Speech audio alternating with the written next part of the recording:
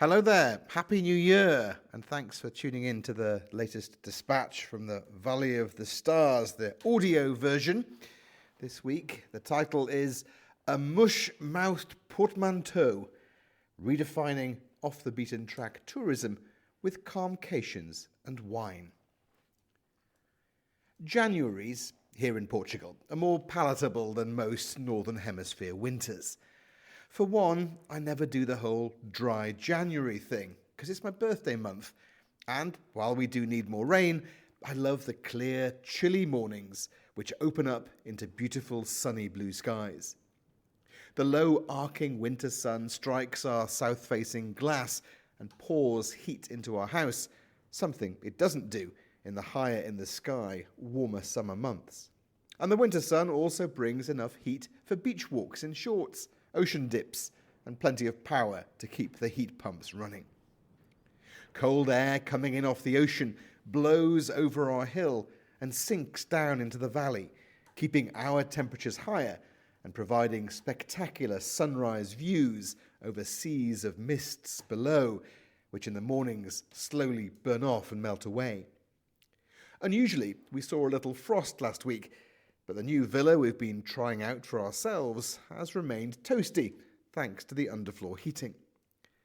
Of course, as I put the finishing touches to this dispatch, the rain has finally arrived, and we're monitoring water collection pumps and power systems and getting all our energy-saving levels right.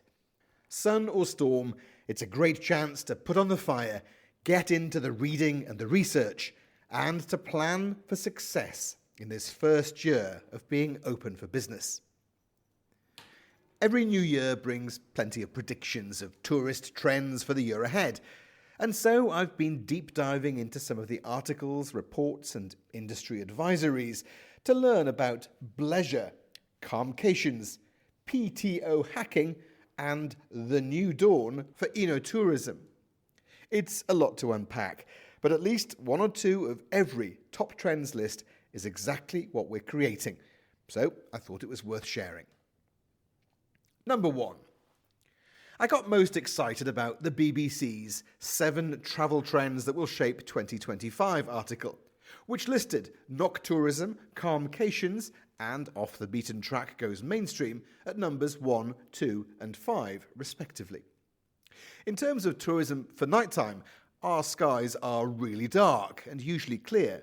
The reason we called our place the Valley of the Stars was because of that first night we spent at our new home, when we sat outside with a glass of wine and stared up, gobsmacked at the Milky Way soaring across the sky above us. We're a bit too far south to offer the Northern Lights, despite this coming year's peak of solar activity, but I'll be working on my astronomy knowledge over the winter months for another string to the storytelling bow, and we'll be investing in a telescope or two for a closer look. Calmcations, focused on creating a sense of tranquility, as the article says, are very much our bag, and I can understand why. After a WHO noise report they quoted revealed that 20% of Europeans live in unhealthy, noisy places. The quiet calm in our valley is something our friends always love, relaxing time to take in the nature, a silence only interrupted by frogs, owls, the eagle that lives over the hill, and occasionally the extended playlist of the nightingale. With yoga and massage to suit some visitors and wine tastings to calm others, this style of tourism is front and centre of what we'll be doing at Val das Estrelas. We'll be offering little retreats based around painting, pottery, wine, writing, hiking, that kind of thing. As for Off the Beaten Track Goes Mainstream, I am happy to report our off-grid track is firmly in the unbeaten category, and our area is home to the last truly wild and undiscovered coast in Europe. We face the hills and valleys, but there's an endless supply of rugged wild beaches and coves to explore just 15 minutes from the lodge. Number 2.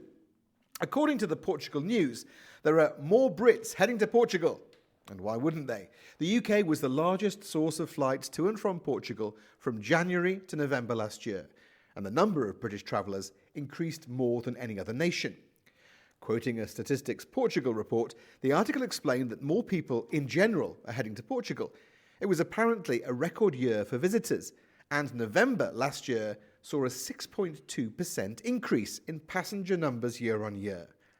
Research Nesta's Global Tourism Industry Market Overview reports that Ryanair will have 5.2 million affordable seats to Portugal available as part of its summer 2025 schedule. There's links to all these reports, of course, if you go online and read Off-Grid and Ignorant the blog and see all the pictures we've got there.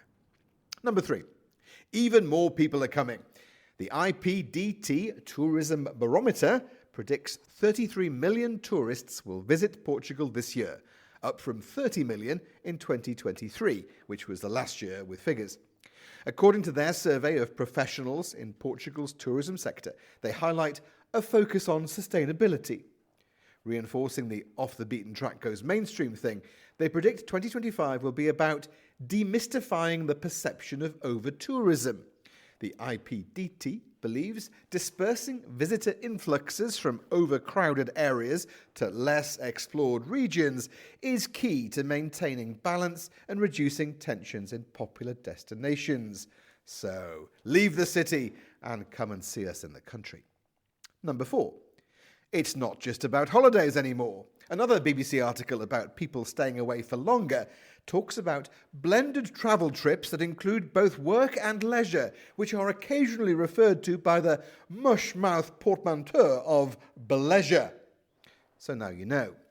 That's also where I discovered the concept of PTO hacking, paid time off, which was apparently a big TikTok thing, the idea of combining national holidays with paid leave to get longer breaks.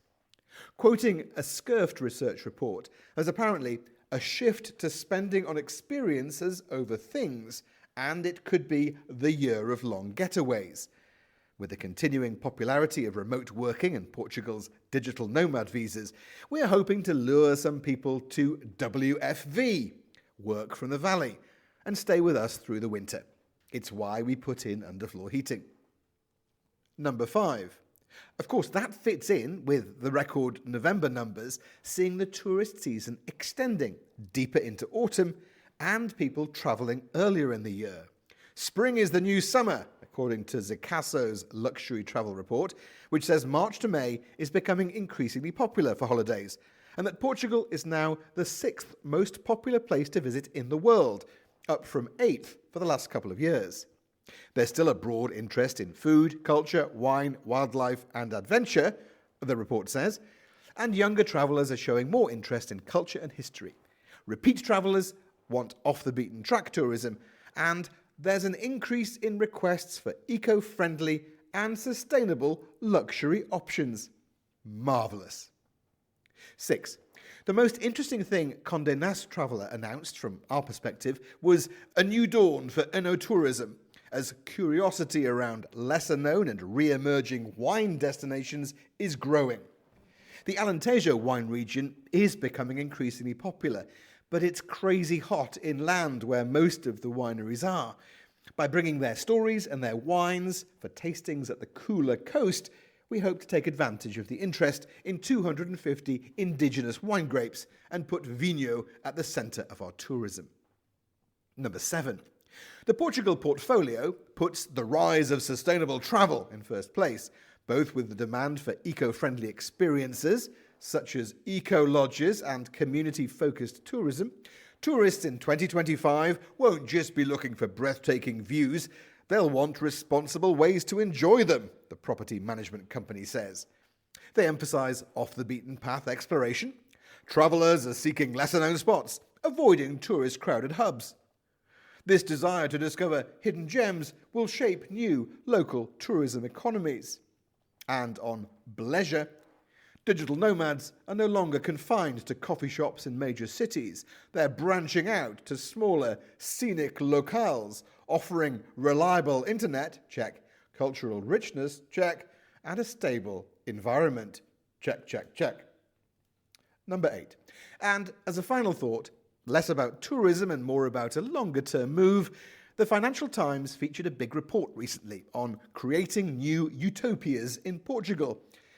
Sadly, it's behind their firewall, but all their examples were in Alentejo, and they quoted Klaus Sendlinger, founder of Design Hotels, saying, "Portugal has become the new California," and a fertile ground for experimental developments. Well, we're certainly that.